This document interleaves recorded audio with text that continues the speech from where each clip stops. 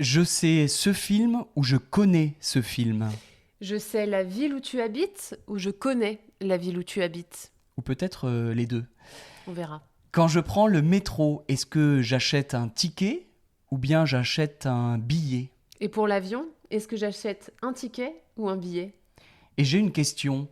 Le numéro et le nombre, est-ce que c'est pareil?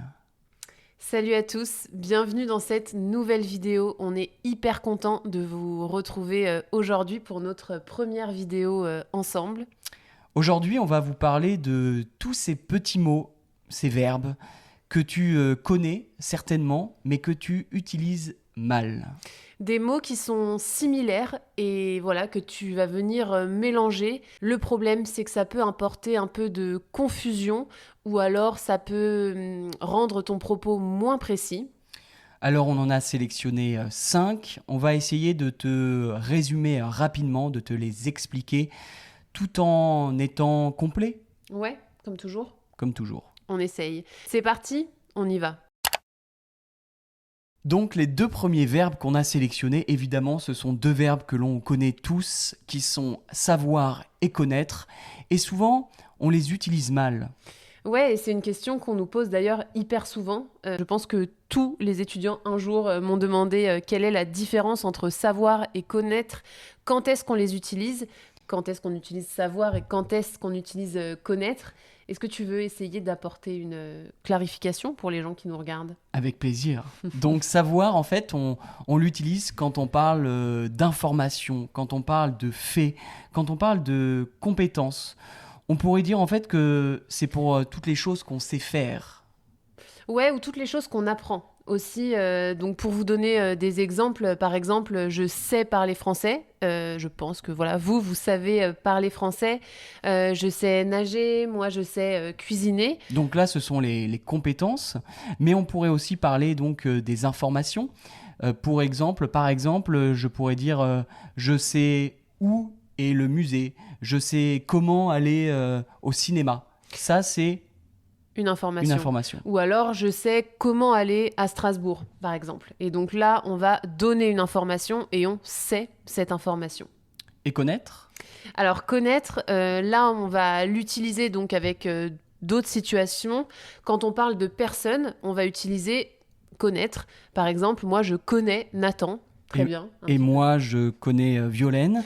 Tu peux dire je connais ton mari, Voilà. donc pour une personne. Pour une personne. On peut aussi l'utiliser pour les lieux, quand on parle d'un lieu. Par exemple, je connais très bien ce quartier. On peut aussi utiliser connaître quand on parle d'une histoire, par exemple, ou d'une expérience qu'on a déjà rencontrée ou expérimentée. Je peux dire je connais cette histoire dont tu parles. Ouais.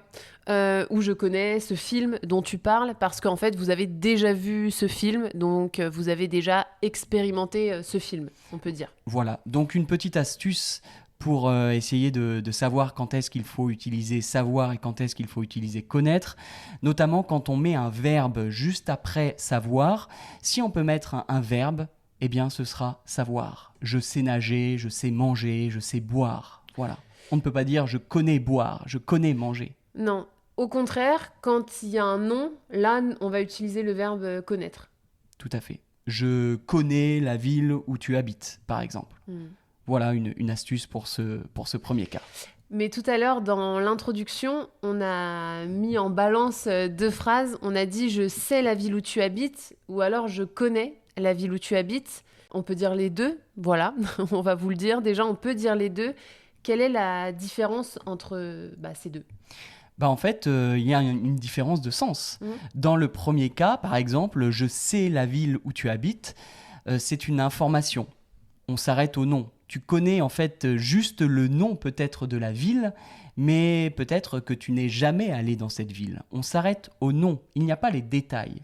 Tu sais juste le nom de la ville. Par exemple, tu sais que j'habite à New York Parce que, ou à Paris. parce que la personne te l'a déjà dit. Donc la personne t'a déjà donné l'information et elle te répète ah oui, bah moi tu sais, j'habite à New York. Oui, oui, je sais que tu habites à New York, puisque tu me l'as déjà dit. Et peut-être qu'elle ne te l'a pas déjà dit d'ailleurs. Oui. Tu peux l'avoir appris, mais voilà, tu t'arrêtes juste à l'information principale. Et c'est la raison pour laquelle là, on utilise le verbe savoir. En revanche, quand on dit je connais la ville où tu habites, là ça veut dire qu'on a des familiarités avec New York par exemple. Peut-être qu'on l'a déjà visité, qu'on a déjà passé un peu de temps là-bas et donc on la connaît. Tout à fait. Voilà. On entre un peu plus dans les détails. Tu l'as déjà visité. Voilà la petite différence. Mais donc, dans certains cas, on peut utiliser les deux verbes, avec donc une signification différente. On passe au suivant ? On passe au suivant. Ok, donc là pour le suivant, on enchaîne avec un trio. Ticket, place et billet. Très souvent aussi, c'est mal utilisé, alors qu'il y a des règles et des petites subtilités. Est-ce que tu veux commencer avec le ticket ? Alors le ticket, en fait, on l'utilise surtout pour les transports et les transports du quotidien, de la vie de tous les jours. Par exemple, je pense au ticket de métro. Je pense à quoi d'autre ? Au ticket de bus. Au ticket de parking, par exemple, ou alors au ticket de péage. Donc le péage qui est un contrôle sur l'autoroute. Quand vous devez payer l'autoroute, vous avez un ticket de péage. C'est aussi lié, je pense, à la forme. Souvent, les tickets, et là j'en ai un ticket par exemple de métro, les tickets sont plus petits que les billets. C'est aussi ça la différence. On utilise aussi le ticket pour le ticket de caisse quand on va au supermarché, quand on va faire des achats dans un magasin de vêtements. On aura un ticket parce que c'est aussi plus petit. Ok, donc ouais, le ticket va plus être pour le quotidien, pour les choses de la vie quotidienne, C'est ça. alors que le billet, lui, va être un peu plus officiel et aussi pour les transports un peu plus longs. C'est pour ça qu'on dit un billet d'avion. C'est pour cette raison aussi qu'on dit un billet de train, parce que c'était à une époque où on avait vraiment le billet, le papier, le document dans les mains. Maintenant, on retrouve tout sur Internet ou sur une application. Mais le billet était plus grand. Tu te souviens, à l'époque où, quand on prenait le train, on achetait des billets de train, le billet était un peu plus grand qu'un simple ticket, en tout cas en France. On a le troisième mot de ce petit trio un peu maléfique, c'est le mot place. Le mot place, on va l'utiliser quand il y a l'idée que vous allez vous asseoir dans le lieu pour assister à un événement. On pourrait résumer ça comme ça. Totalement. C'est lié souvent au numéro de la place où tu t'assois. C'est souvent un numéro. Par exemple, on parle de la place au cinéma, une place de ciné, une place de cinéma, une place de théâtre. On parle aussi de place quand on va voir du sport. Ça, c'est très commun. Une place dans un stade de foot. On va dire, oh, j'ai besoin d'acheter ma place pour le match qui arrive ce week-end.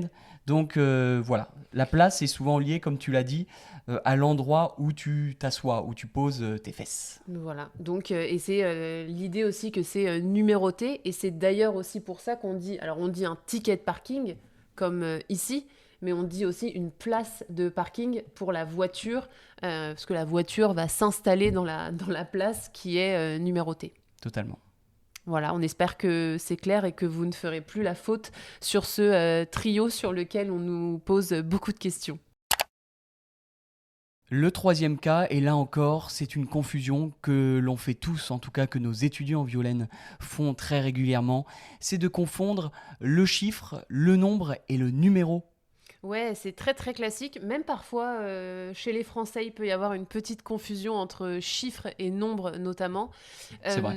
Si on devait expliquer la différence un peu simplement, le chiffre, c'est tout ce qu'il y a entre 0 et 9. Tout Donc simplement. voilà, 1, 2, 3, 4, 5, 6, 7, 8, 9. Par exemple, quel est ton chiffre préféré ? Voilà, bon, moi c'est le 4, si vous voulez savoir. En revanche, le nombre, c'est plutôt un ensemble de chiffres. Oui, et c'est tout ce qui va au-delà de 10 aussi. C'est-à-dire qu'on peut avoir un petit nombre, 12 est un nombre, un petit nombre, et 1 500 000 est un grand nombre. Ça, c'est un nombre. Voilà la différence. Et par exemple, voilà, je sais pas, on parle d'un concert et on dit le nombre de participants, enfin de public dans ce concert est de 1000 personnes. Et bien 1000, c'est le nombre. C'est vrai. On va d'ailleurs dire quel est le nombre de participants. Voilà. Donc ça, c'est important. Et puis, alors, le numéro, là, c'est on va dire que c'est fixe. C'est un ensemble de chiffres, hein, peut-être de nombres, mais qui sera fixe. Par exemple, on va utiliser numéro sur la carte de sécurité sociale que j'ai ici, la mienne. On va te demander, l'administration va dire quel est ton numéro de sécurité sociale, d'assurance maladie. Ou aussi ton numéro de passeport, ou même alors le numéro de téléphone. C'est ça, c'est une suite de chiffres plutôt fixes et en général qu'on va utiliser pour nous identifier. Voilà. Le quatrième, c'est une différence entre deux verbes qui sont assez similaires. Et j'ai vu cette interrogation sur le réseau social Reddit, donc je m'en suis inspirée pour cette vidéo. C'est la différence entre ça me rappelle quelque chose et ça me dit quelque chose. Deux verbes qu'on utilise hyper souvent, donc c'est vraiment hyper utile de bien savoir la différence entre ces deux. Est-ce que tu peux nous dire ce que c'est ? Alors, ça me dit quelque chose. Alors, ça me dit, évidemment, ce n'est pas le jour de la semaine, hein, c'est la même prononciation. Ça me dit quelque chose, c'est quand, en fait, on a dans la tête quelque chose qui est familier. Ça nous rappelle quelque chose, ça nous dit quelque chose, voilà, je le dis comme ça. C'est quelque chose qui nous semble familier, mais on n'est pas sûr, on ne sait pas d'où ça vient. Il y a une incertitude. Ouais, où on n'est pas sûr d'avoir déjà entendu l'histoire ou d'avoir déjà eu l'information. Par exemple, avec nos amis, quelqu'un peut nous dire Oh, je t'ai déjà raconté l'histoire de mon voyage en Iran, par exemple. Et moi, je vais dire, ça me dit quelque chose. Ça veut dire que je ne suis pas sûr.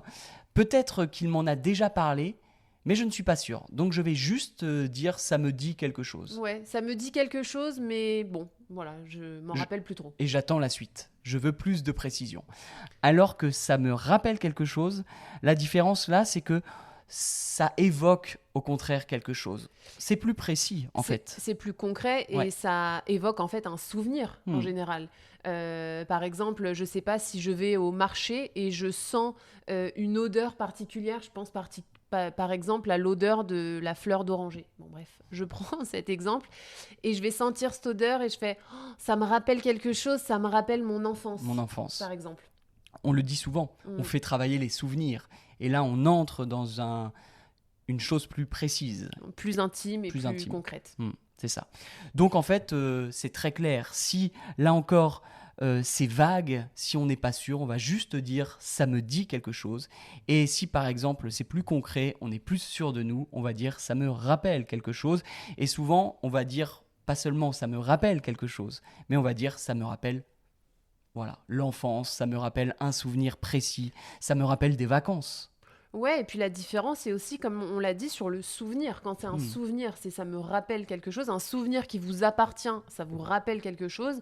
En revanche, quand c'est une histoire que vous avez entendue, vous êtes plus sûr, vous dites, bon, ça me dit quelque chose. Voilà. Il y a moins cette notion d'intime dans le ça me dit quelque chose. Alors évidemment, là, on prend cet exemple, on dit ça me dit ou ça me rappelle, mais évidemment, on peut dire ça te dit. Ça te rappelle quelque chose, ça lui rappelle quelque chose, ça nous rappelle quelque chose, etc. Voilà comment on l'utilise aussi. Ouais, par exemple, avec ça te dit, je pourrais dire une amie en commun, elle veut qu'on aille au restaurant grec là dans la ville ce week-end.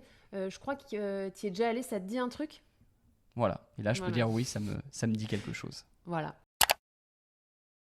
5e cas, dernier cas des confusions que l'on peut faire entre deux mots qui se ressemblent en français mais qui ne s'utilisent pas exactement de la même manière. Eh bien c'est une erreur classique que l'on retrouve notamment chez les anglophones. Exactement. C'est la confusion entre supporter et soutenir.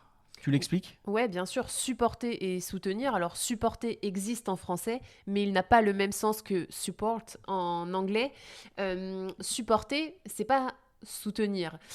Supporter, c'est quand on l'utilise quand on tolère quelque chose ou quand on ne tolère pas quelque chose. Par exemple, je peux dire mon ami, il arrive toujours en retard. Franchement, je peux plus le supporter. C'est-à-dire que j'ai plus le seuil de tolérance pour supporter ces retards. En fait, ça veut dire, tu l'as dit, tolérer ou accepter. Tolérer, c'est ça. Tolérer, c'est accepter difficilement quelque chose. On le dit parfois quand on parle de bruit, quand il y a du bruit, on va dire « Oh, je supporte pas ce bruit, je supporte pas quand il y a trop de bruit ». Donc, on tolère, on accepte difficilement. Et on va plutôt parler de choses qui sont désagréables ou qui sont pas très sympas. Au contraire, de soutenir, qui est là beaucoup plus positif, au contraire. Hein. Et en fait, soutenir est la traduction de support en anglais. Exactement. Donc, soutenir, c'est vraiment positif. C'est quand on va encourager quelqu'un, être derrière quelqu'un parce qu'on croit en lui ou on croit en ses idées.